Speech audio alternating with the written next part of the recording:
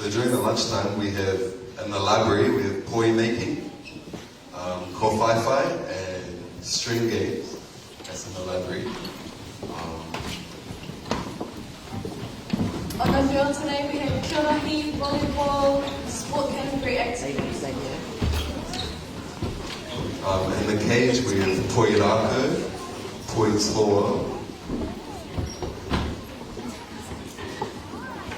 In B3, one of our junior classes, that is just on the back part field over there, we have Tonga Fuono.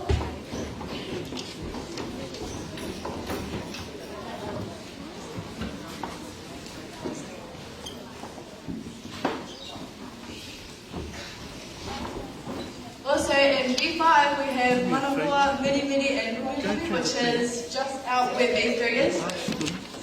If they're judging this, because usually it's the big people that judge those two. Oh yeah, Out the back. the participation performers are going to be outside on the court as well. So if you guys want to go support them, that would be cool. Kia ora. I think we should be all ready now.